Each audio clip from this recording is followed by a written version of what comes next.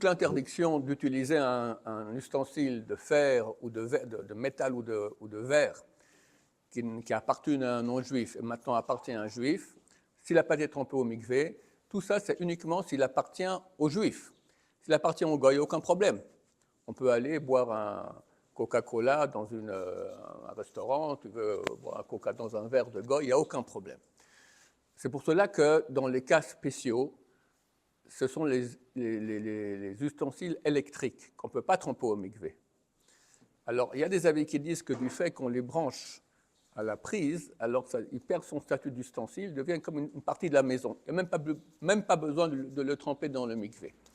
Néanmoins, le rabbin Shimon Shaul, qui pensait comme ça, pour finir dans son livre, il a écrit qu'il faut encore il faut deux choses. Il faut, et ça, le fait qu'on puisse se considérer, à certains égards, qu'il n'a pas un statut d'ustensile. Deuxième chose, qu'est-ce qu'on fait? On le donne à un goy.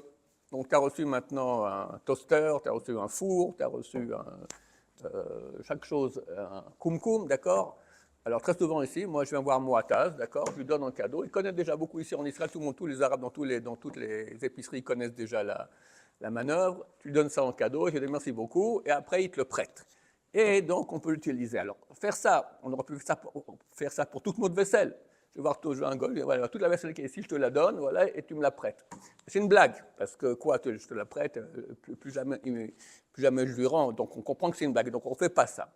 Mais dans le cas où c'est un ustensile électrique qui, d'après certains avis, n'a même pas besoin d'être trempé, certains avis, alors avec cet avis-là, plus encore la combine avec le goy, donc dans ce cas-là, c'est comme ça qu'on fait, on donne un cadeau au goy, après on reprend en tant que prêt, on peut l'utiliser sans le tremper au mikvé.